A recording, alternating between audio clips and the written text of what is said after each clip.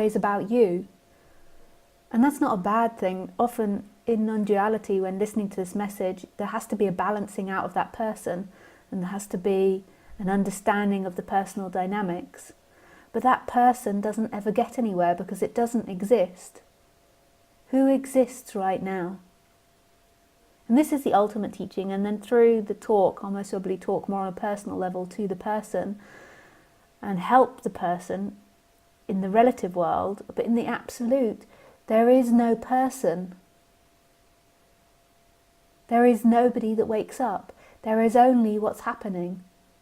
There is only life looking at itself through these forms, existence happening through these forms.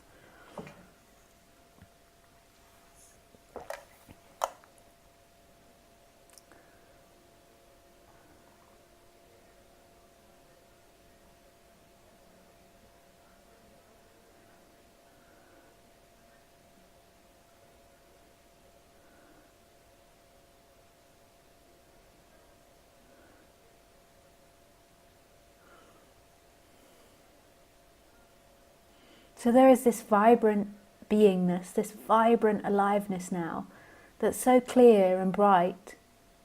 And that's who's experiencing life. Not anything you think about yourself, not what you did earlier or what you're going to do tomorrow or what this person said to you or that person did to you or how old you are or what you feel, your emotions. None of that is who you truly are.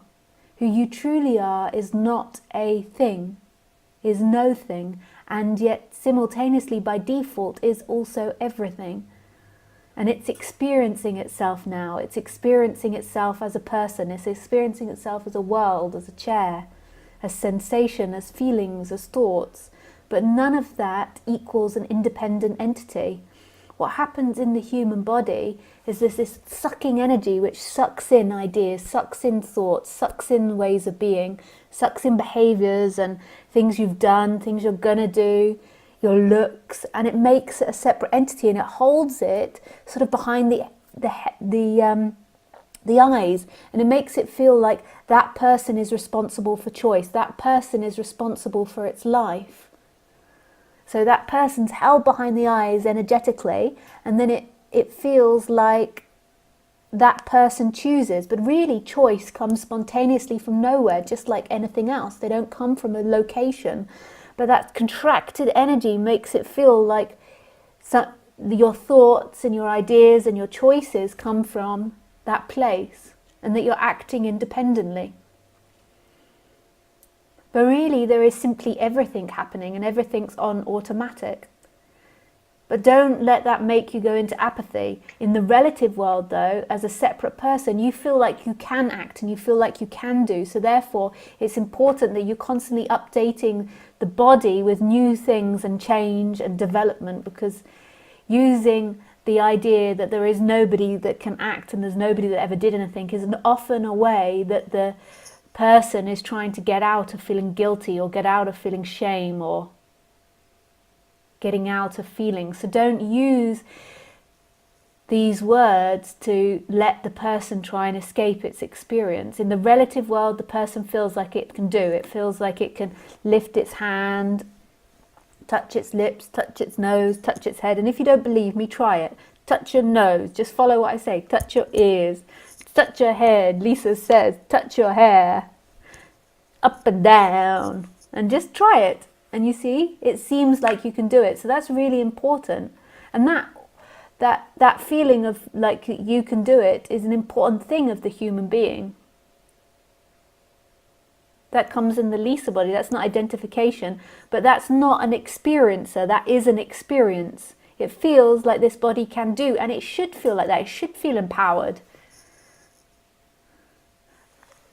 But ultimately, there is nobody there. That sense of empowerment and that feeling of doing isn't belonging to someone, doesn't belong to a separate person. There is life, this boundless experience, this aliveness watching life, this awakeness watching itself as everything through these humans' forms.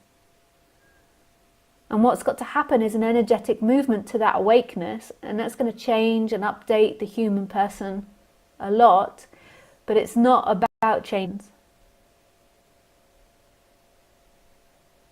And basically what the person gets more and more like is it just acts.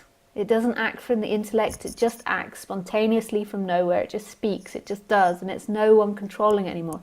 It's nobody doing it anymore.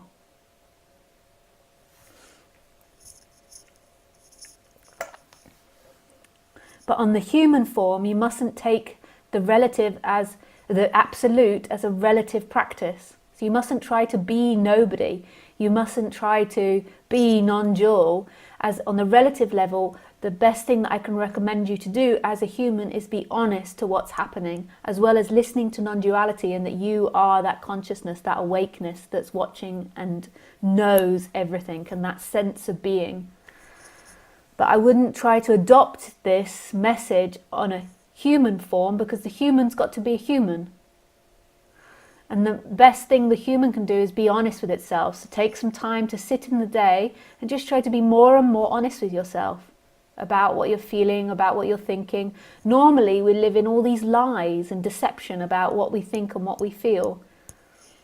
We're kind of living through this removed, and what begins to happen in the human form is that the human becomes more and more relaxed, and it just expresses itself naturally rather than trying to manipulate and get and be something.